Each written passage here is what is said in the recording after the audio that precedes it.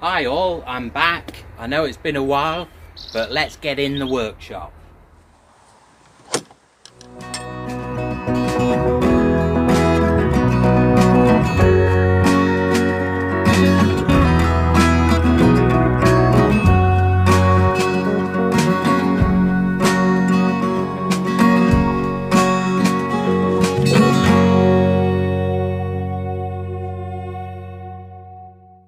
So I had to do a bit of cleaning up before I came in here. I'll show you what I mean. I made it into a bit of a dumping ground. Take a look.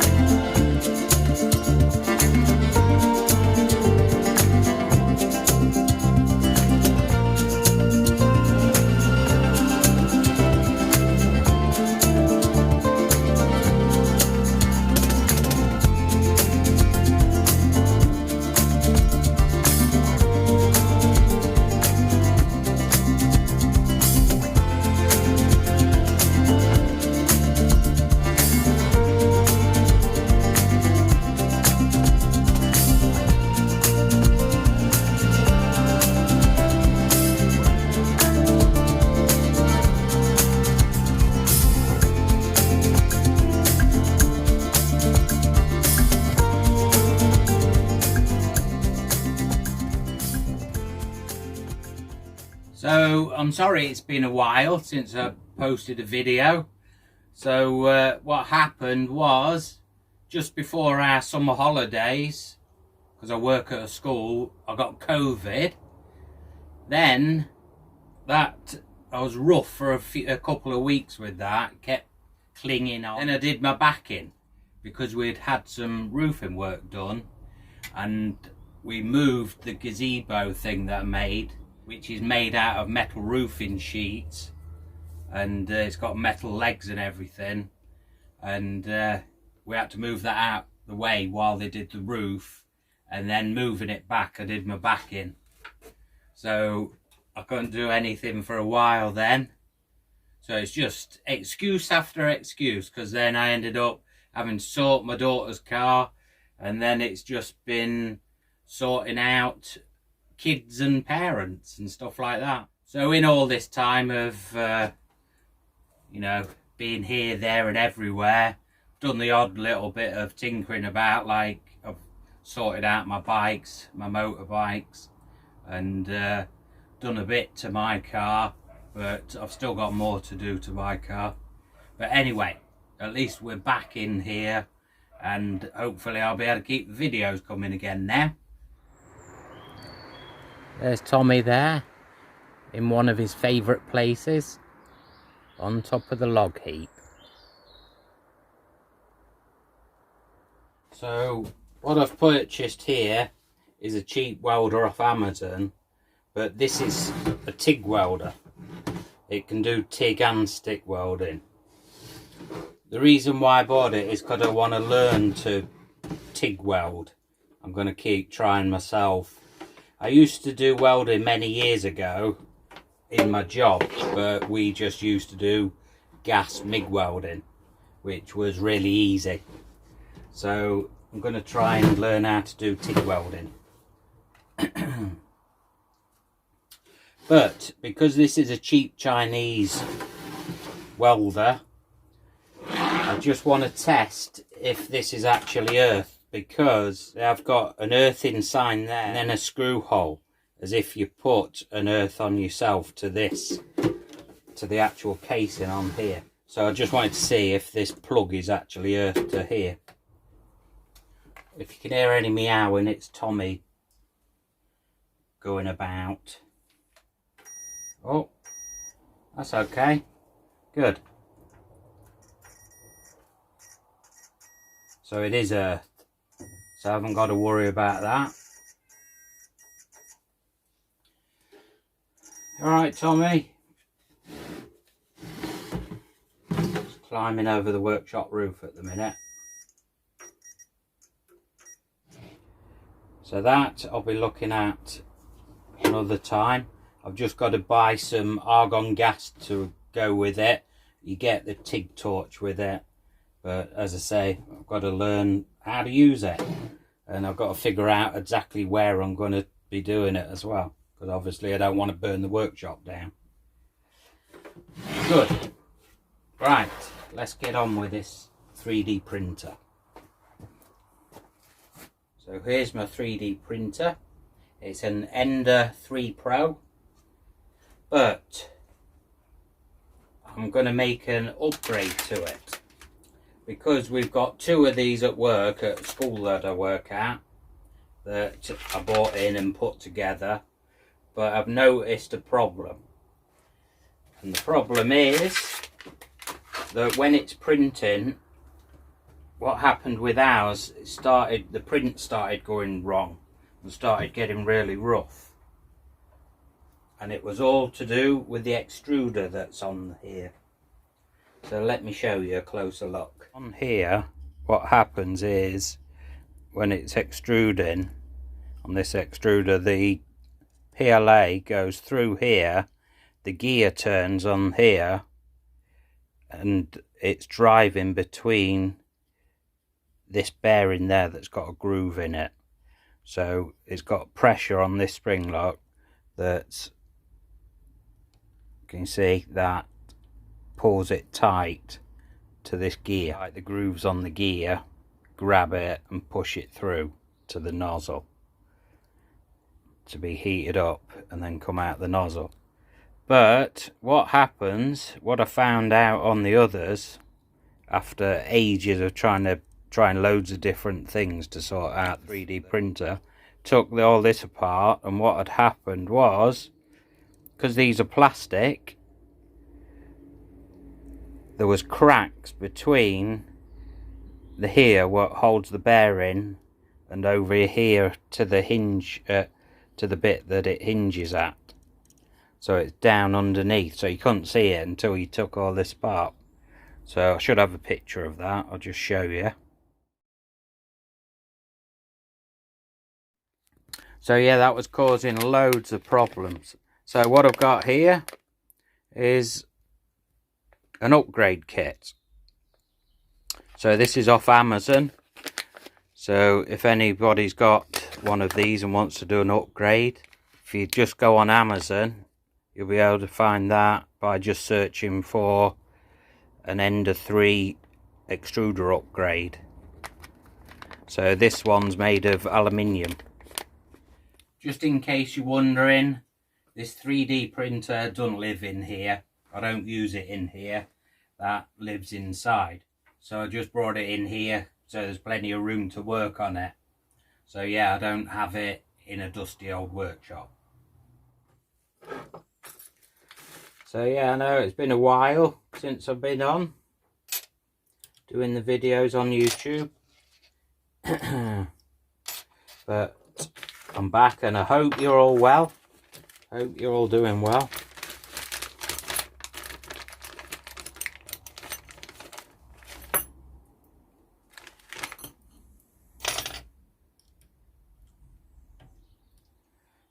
Actually, I can pull that off. Take that little clip out.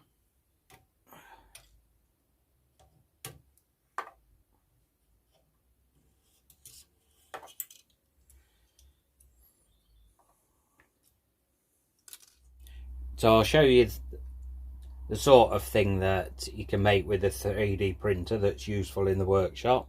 Let me just show you over here. So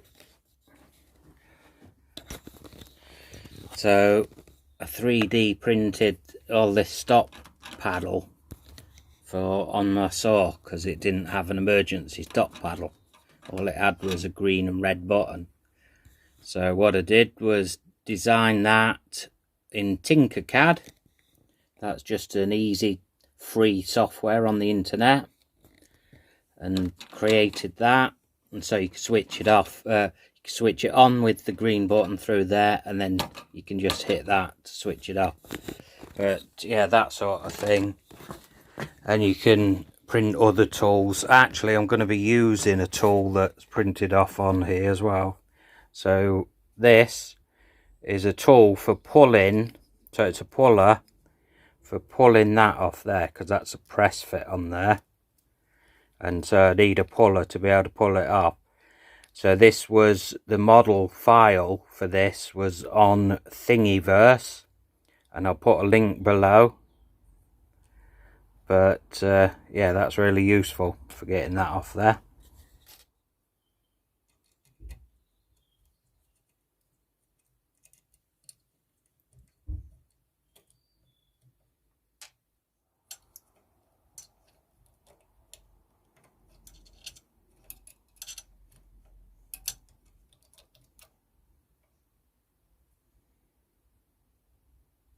So yeah, this is the bit that usually cracks.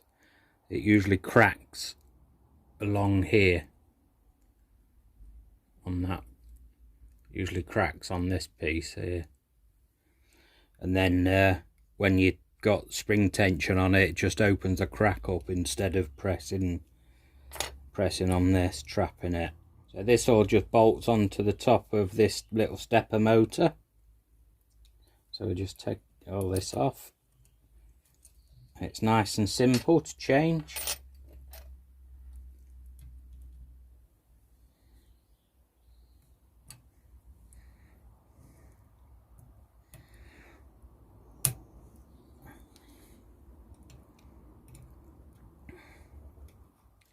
I know this 3D printers aren't for everybody, but we will be doing a bit of all sorts coming up.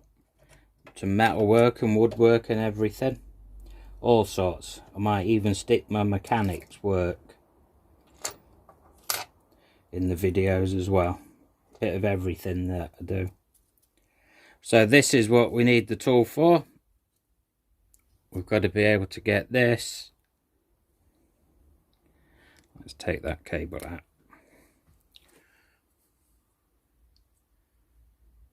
Is it going to focus in? Let's have a look. There we go. So we need to pull this off, and that is a very tight fit. So this is one of the spare screws that comes with the Ender 3. So you can use that when you've printed that off and just put a nut inside there. So what happens is we screw that screw back and then just set that inside of there.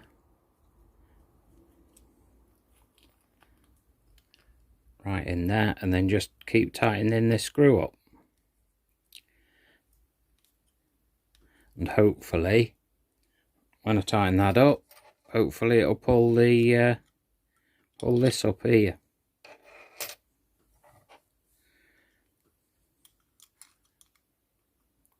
When you print these off, if you print one, do it 100% as well, solid, to make it as strong as you can.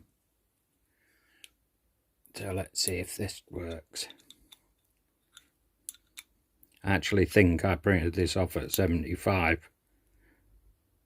So there might be a chance of this breaking instead of pulling that off. It did pull the ones at work off though.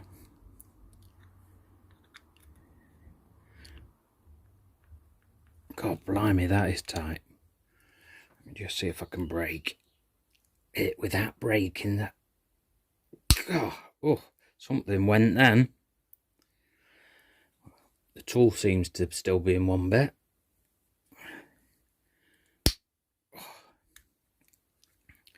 See what I mean about being tight?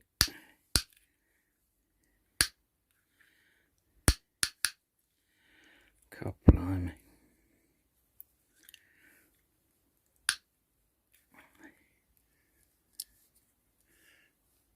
I think it's moving now.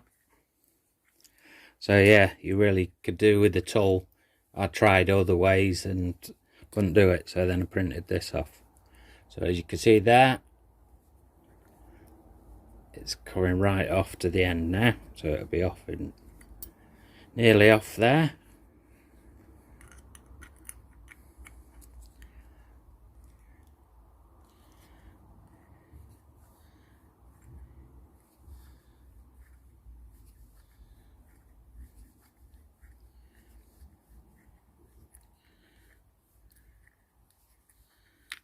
There we go.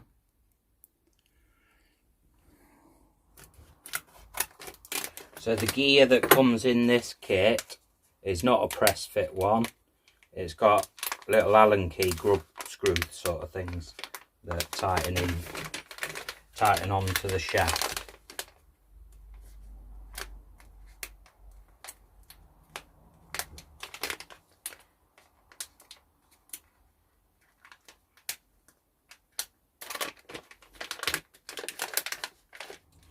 I got an anodized red one. I think you can get silver ones as well. Actually, I think the silver ones are dearer, but I'm not bothered about colour, so I just got the cheapest one. Right, let me try and remember how I did it before. The steps that I took. I think I put this in first.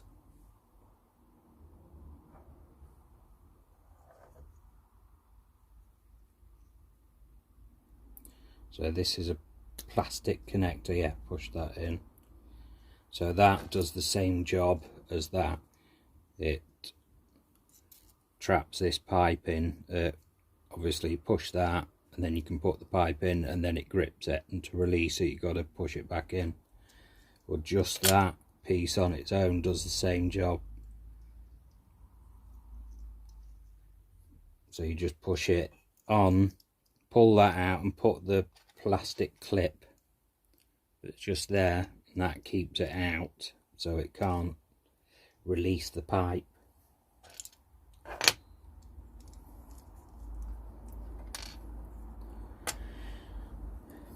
Sorry, I do drone on a bit, don't I?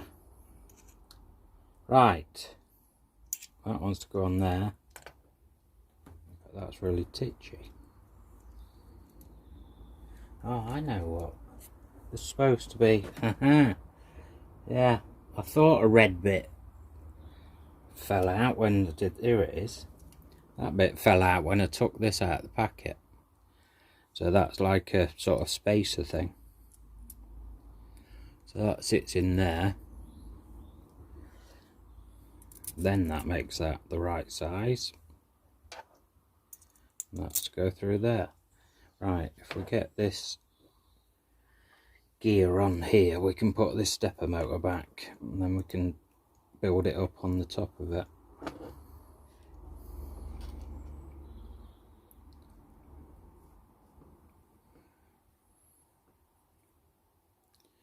Tiny grub screws. There's nothing to locate it on there, no flats or anything, so that can just go anywhere on there. What I'll do is I'll just leave it. Actually, can I remember? I'm trying to think what height I put it at before. Let's see if we can figure it out just by sitting this on.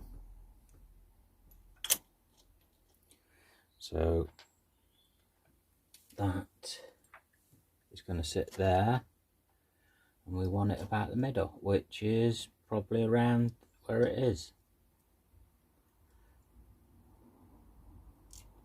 Yeah, I think that's okay at that. So if we screw that on there,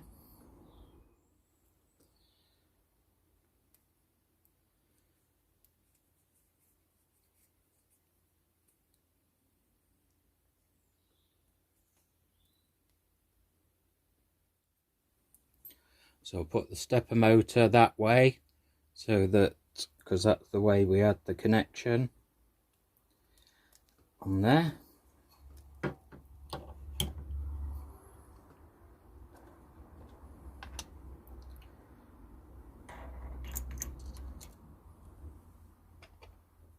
Yeah, so that's got a spring washer on that, on there, so that's where we want the spring washer on this. So that is that one.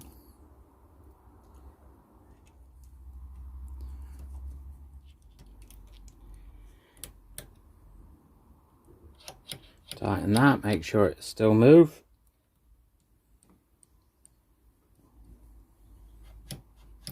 getting a little bit tighter there. Might just slacken it off a little teeny weeny bit. There we go. So yeah, right, just the spring to go in. So we have this piece and this spring. Actually, we've got to put the screw on this side. This screw stops the spring from sliding off this handle there.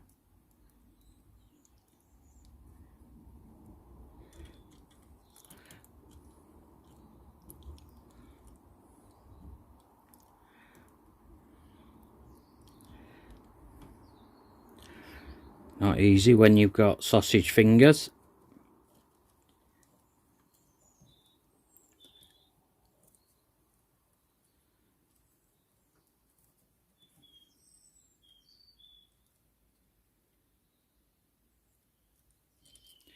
There we go. So then we need to get the spring and that, put that inside the spring and then push it inside of there. Squeeze it in, hope it don't fly off. There we go. And then we've got to put the screw in, so the screw has to go through that little tube that we put inside the spring. Just got to make sure it lines up.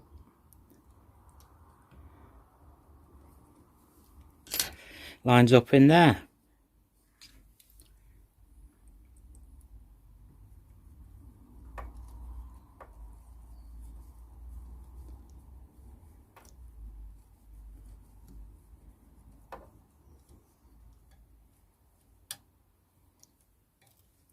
There we go, and then tightening that spring, tightening that screw up puts extra tension on the spring.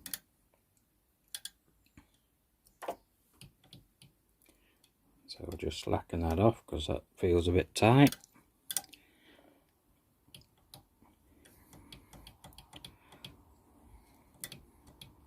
So that should last for good now.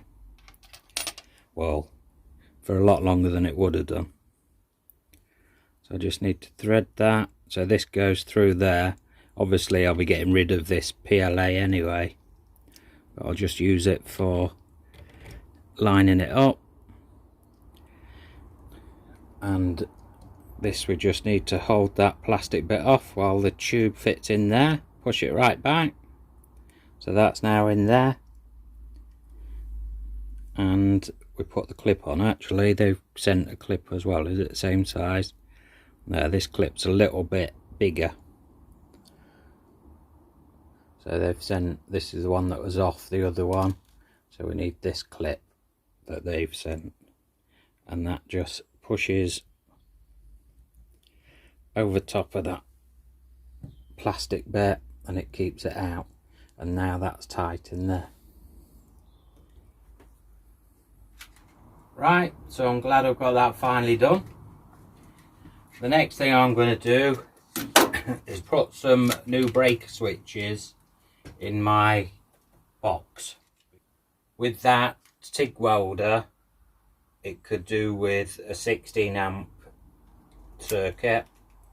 Could probably do with even more, but I'm putting a 16 amp on there because I've only got 10s in there at the minute. So I'm going to put them in So I'm going to put a 16 in, and then this is 6 amp that I'm going to use for the lights. And hopefully this will help with my plasma cutter that I've got, because that was tripping the switches before. So I'll see, but I'm not going to video that because I'm no electrician, so I don't want anybody doing anything dodgy. So I'm going to do that. So I know this was just a quick video, it's just to get them started again. But anyway, if you're still awake and I haven't put you to sleep, oh, that's the wife telling me my tea's ready. So if you're still here and still awake, thanks very much for watching. If you haven't already subscribed, please consider subscribing, and I'll see you next time. Take care.